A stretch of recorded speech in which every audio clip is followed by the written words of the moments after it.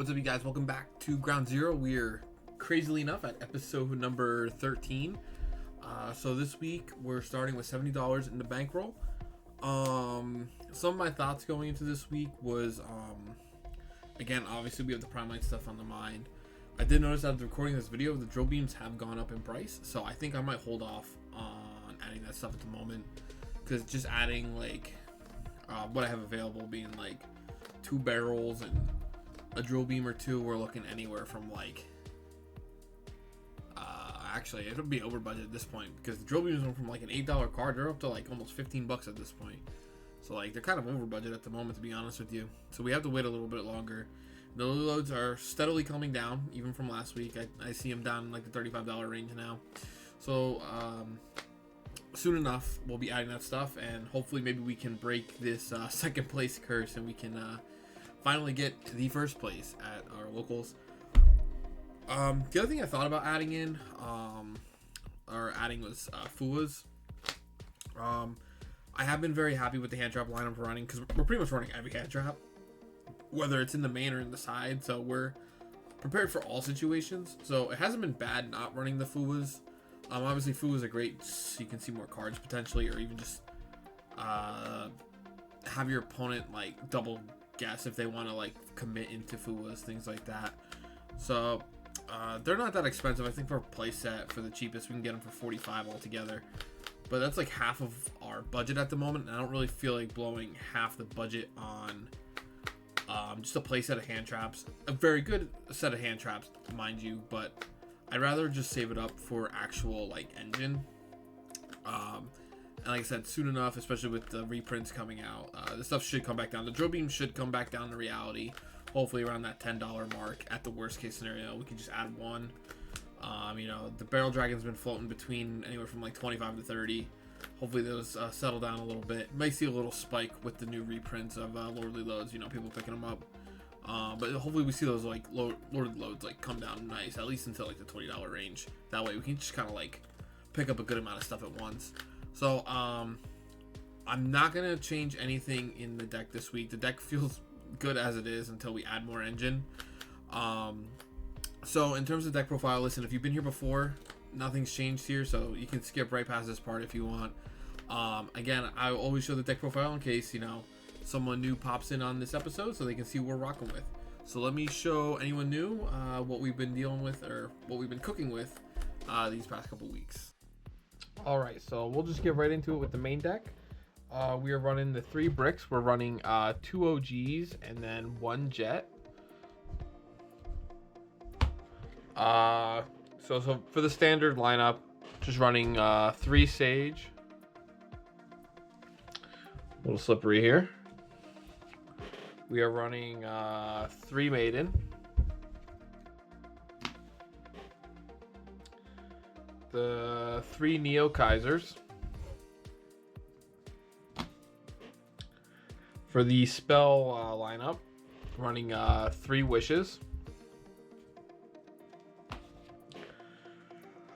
Running 2 roar. As I say every week, I'm on 2 because we have bestials, and now everyone's on DD Crow as well, so the chances of your stuff getting banished is even more, especially like more than once per turn in a game. So the second one always comes up for me, even though the opponent should be just banishing the maidens. The engine requirement of the field spell, the Mausoleum of White, and then the 1 ultimate fusion. I know a lot of people don't play ultimate fusion, but this card going second, if I'm able to search it off wishes, just helps so much in terms of getting rid of problematic towers, such as Chaos Angel. For the traps, the 1 True Light, and then the 1 Majesty. For the non-engine spells, we're 1 Call by the Grave and 1 Crossout. We're playing a plethora of hand traps, so Crossout has a big range of things that can stop here. And then for the other literal half of the deck is our hand traps. We're starting with 3 Ash Blossom. Not so much a great card for one-for-one trades, unless you're just that lucky in terms of the opponent bricking, but it's helped to defend against the Mulcharmies more than anything. 3 in Droll and Lockbird for Rogue and the Mitsu matchup. 3 Effect Veiler. Again, not a card that's great 1-for-1 in the format, but since our deck, especially going first, can get to all 3 copies, it's hard for decks to play through all 3 copies.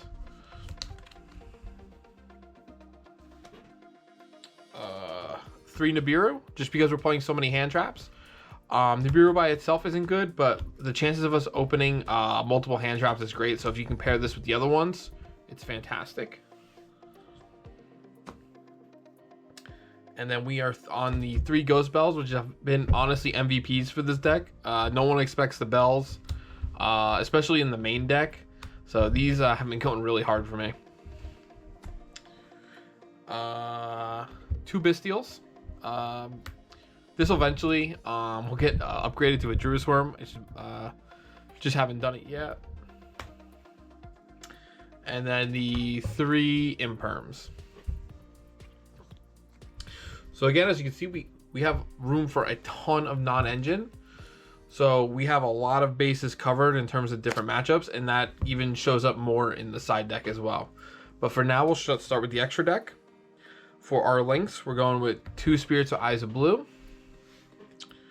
And then 2 Hieratic Seals. For the Synchros, we're 2 Blue Eye Spirit Dragons. 1 Ultimate Spirit Dragon, because again, you never make 2 in a game. If you make 2 in a game, you won. 1 Lightstorm Dragon.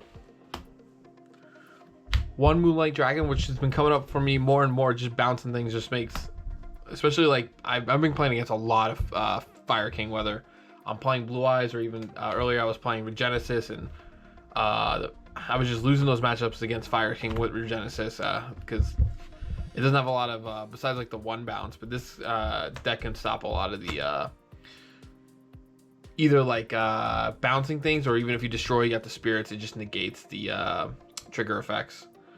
The 1 new Ancient Fairy Dragon, just for some OTK enabling under Nib. Our Ultimate Slayer target in Malong. For our fusions, the 1 Neo's Ultimate Dragon. And then 2 Tyrants. 2 comes up a lot, to be honest with you. Like a lot of times we make one with the special summon from the Neos being attached, and then we also have the ulti fusion. And then the for XZs, just our Ultimate Slayer target and Aggregator. And then for the side deck, we have 3 Ultimate Slayer. This is to try to help push it against Detonator, because as I always say every week, that card just kind of like solos this deck.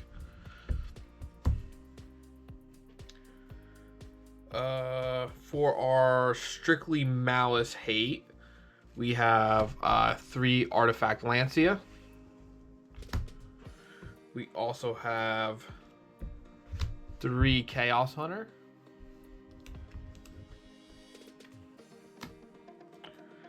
And then some other hand traps as well. Oh, we got them mixed up here. My apologies. 2 Ogre. Ogre situational in the format. It doesn't really do much against Malice. The hit and link 2s isn't that great. It's still better than nothing. So I'll put these in, replacing like the Drolls or something else. So it's not that bad to have, and it's good against like Duo Drive and some other random stuff. Then we have 2 DD Crow. This is more for like some of the Mitsu and other graveyard decks like Fire Kings. So we can just like keep picking apart the graveyards between the DD Crows and the Bystials, and then stopping effects with Bell. And then going first, 2 Strikes. I was thinking about making these Dragon's Mines. I just like Strikes more, only because they're more versatile. Like if I open up Strike and hand traps, obviously that's better than opening up Dragon's Mine and hand traps, because Dragon Mine is just going to be a dead card. Dragon Mine is great, especially because it doesn't play into time, but I'd rather open Strike with hand traps than Dragon Mine with hand traps, since we play so many. So that's what we're working with this week. hopefully we can get some good wins out of everything. All right, so round 1, we win our dice roll. We are playing against White Forest as Amina. Game 1, we were going first. We get drolled on our Link 1 effect. So we end on like OG and hand traps. Luckily we had the right hand traps. We're able to stop our opponent. He ends on Vengeance, and they also have their life points during their turn to pop our secret back row, which just happened to be an imperm, so I was happy to I was happy with that pop. And then he's not able to get over OG. It's still too big for him to get over. So he passes. We just open up into full combo. We just get into Tyrant and swing for game since our opponent already have their life points. So we just swing into the 2 monsters we have, and we just win on the spot there. Game 2, we open custom. We're able to Bestial his Silva that gets dumped to that gets put in the graveyard, and we're able to Crow his Hallowed, which pretty much kills his grind game. Our opponent still ends on Chaos Angel and Saint Azamina. And then we also got Talons ripped. He ripped our Maiden. But since we got Magnum up, we just add, what's it called? Neo Kaiser anyway. I actually misplay in the next turn. I forgot about the Saint Azamina that doesn't let me target my own cards. So, like, I go to Field Spell and I go to target my Spirit. And I just like, oh, wait, no, I can't do that. So because of that, we just end up on Seals and pass. Our opponent gets into like the OG Diabell. We bounce Diabell. And then our opponent has a Ash for our tribute effect. We take some chip damage from the Chaos Angel. Eventually we get into when we pass turn. We're able to get an Ultimate Fusion. We pop the Saint Azamina. And now we're able to power up our Tyrant. So we power up our Tyrant. We're not able to kill the Chaos Angel because it's made with both a dark and a light. But we had the Imperm in our graveyard, so we reset that, and we make Seals in main phase 2. We Imperm the Angel on the opponent's turn, and then we bounce it with Seals. Our opponent doesn't have any other follow-up, so it's just GG's from there. Round 2, we lose the dice roll. Opponent makes me go first, and I'm like, oh, God, no. I'm joking with my opponent. I'm like, why'd you open Lightning Storm or Harpies? So I had this in my mind, so I end up on some back row. I make Spirit, and I just mind game myself. I'm like, you know what? What's the chances he opens it? Because I was thinking about going the Spirit immediately into Ultimate because of the back row removal that he might have, and I just decided not to do it, and I got Lightning Stormed, and that's it was GG from there. I was able to stop the opponent technically. I nibbed him, but I didn't have any follow-up pretty much after that, so it was GG after that. Game 2, I brick. I set 3 back row. My opponent activates Lightning Storm again, and I lose. Round 3, we play against Fire King. We win the dice roll. Game 1, we end up on Seals after our Wishes gets ashed. Opponent doesn't open great either, though. They start with Field Spell. We bounce the Field Spell. Then he has a second Ash for the Tribute effect. Opponent passes on an Almirage. I know he's got Fire Kings in hands. So we bounce the Almirage with Moonlight to prevent any destruction effects. Then we get into Tyrant and then Spirit, and then we OTK with the new Ancient Fairy Dragon line. Let's see. Game 2. My opponent ends on a well-timed Monster Negate, and he has the back row pop for True Light, which was the real killer. So I can't play through that. I'm able to still stall out my opponent because I end up getting into some bells and stuff and some other things that hurt the graveyard. So he does like chip damage for a few turns, but I cannot get into Engine for the save the life of me. So eventually we just lose there. Game 3, surprisingly, my opponent ashes me on my Field Spell effect, and that surprisingly just ends my turn there. So I end on a Dead Majesty and a Link 1. He can't kill me and he passes, but then we top deck into the OG, so we just lose. Round 4, we lose the dice roll. We're playing against Dragon Ruler Tempai. I've never played Dragon Rulers in my life. I'm somewhat newer to the game. Never played against them old school, and still haven't played against them since a lot of the reprints and new support.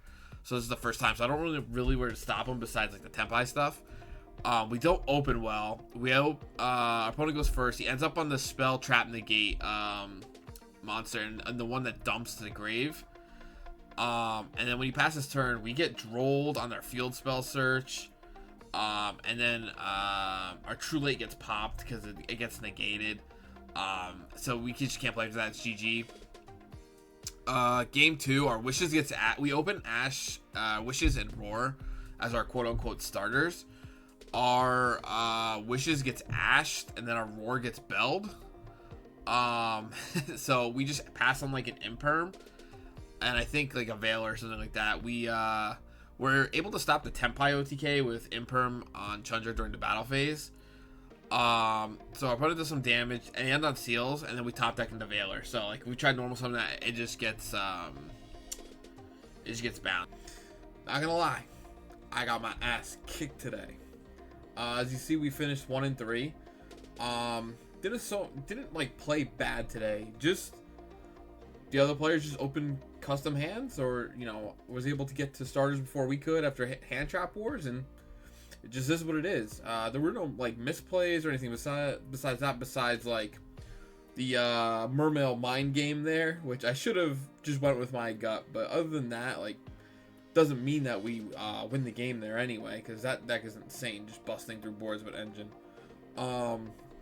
So I mean, like I said, didn't misplay, just couldn't play through other players' custom hands. Sometimes some days are just like that, and there's nothing you can do about it. So hopefully next week we have a little bit of better luck. I'm really, I'm keeping an eye on the Primite stuff. Maybe in the meantime, maybe there's some things I can possibly get my hands on, or maybe build an incomplete Primite build in a sense, so at least we can get some of it going in the meantime. But yeah, next weekend, not sure if there's gonna be an episode. We have the Philadelphia Regional coming up, so that'll be on Saturday the 31st, so I will be attending that. The next day would be locals if I were to attend, but like I'm only 50-50 on it because I'm usually dead after the Philly Regional, because that one's like 9 to 10 rounds. It's just a long day. So we'll see. If not, video will be 2 weeks from now. But I'm not gonna like double budget just because I'm just gonna do it per episode. So it's not like we skip a week and then all of a sudden there's $20 more in the bankroll. So if you guys have been liking the video and the series, if you're new here, give us a like. Subscribe. You can unsubscribe if you're not feeling the content. Thank you guys, and have a good one. Peace.